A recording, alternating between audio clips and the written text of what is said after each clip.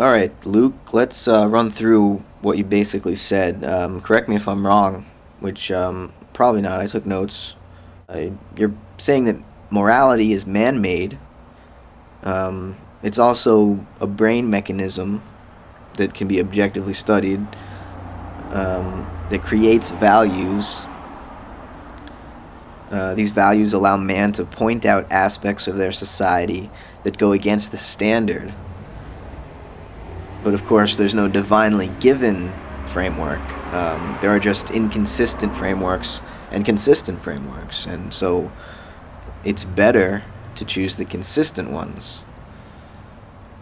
The inconsistent theories of morality are, they make assumptions about the nature of man. So that's basically what you said about morality. So let's, start back at the beginning. Morality is man-made. So then you're saying, your assumption there is that the nature of man is that he has morality. Animals, the rest of nature doesn't. It is man that makes himself. It is man that can objectively control his actions. Animals cannot do that. So that's the assumption about morality that I think you're making, or the assumption about human nature that you're making. It may be a warranted assumption, it may not be. I guess we'll have to explore that, which is basically what I want to do.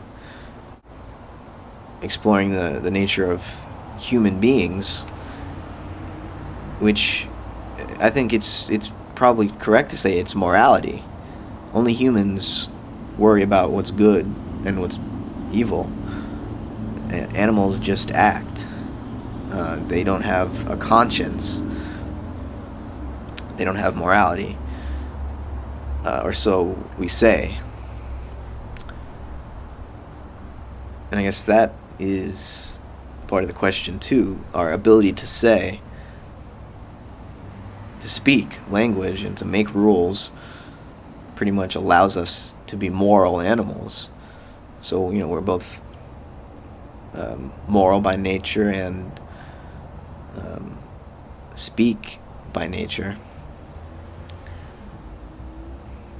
Animals can do neither of these, so we say. So there's this gap between human beings and nature when we assume that all value belongs only to human beings. And it belongs to us, like you said, because of these brain mechanisms that have evolved and that, they're objective. You can measure them empirically. They're just chemical, electrical signals traveling through the brain. That's what creates our values. Which, the jury is still out on that one. The traditional scientific paradigm is attempting in a computational way, the same way science has progressed in every other field it's studied, whether it was physics or chemistry or biology, supposedly.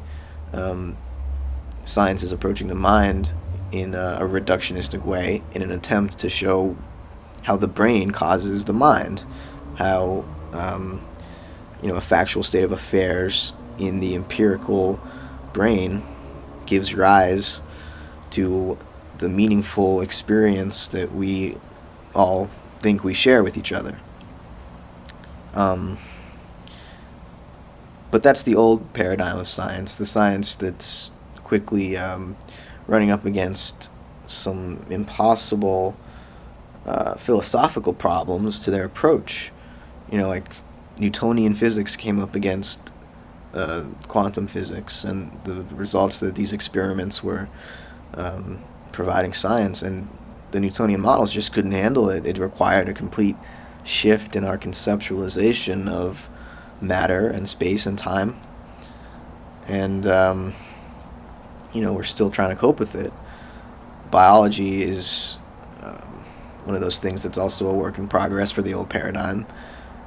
Richard Dawkins is pretty much at the forefront of that approach's hopes of solving the problem of nature in a reductionistic way by, saying we found the genetic sequence, and the genetic sequence is the essence of life. But, there's a lot of challenges to that because it neglects the membrane that surrounds the genes, of which those genes are made. And the genes participate with the membrane in the body and producing themselves in the organism. So the reductionistic approach in the end may not be able to run the amount of computations necessary to prove that it has revealed the underlying mechanism driving life.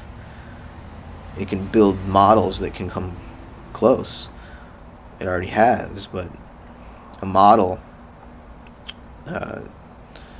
does not prove that the reality is the same. So I think, and it's just, a hypothesis, that it's wise if we treat nature and human beings as equally moral and valuable and meaningful, rather than just suppose that all of human meaning comes from nothing but a couple fortuitous neural connections that happened to occur along the course of evolution. Maybe we could see the whole of nature, not just those, pathways in here, as fortuitous, as, worth being a part of rather than in need of correction by us. I don't think it pays to make any assumptions about man's nature. Because to define us as man is already putting us in opposition to nature. And we're sort of asking what is man's nature rather than just what is nature.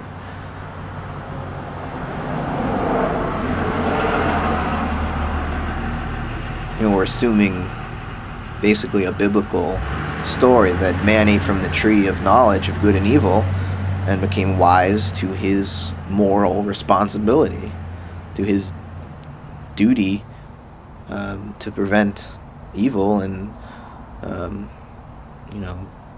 strive for the good. He became guilty of sin. And only man can be guilty. Only man can be ashamed.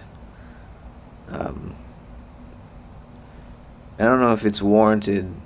This assumption is warranted. I think other cultures have made different assumptions that lead to, surprisingly more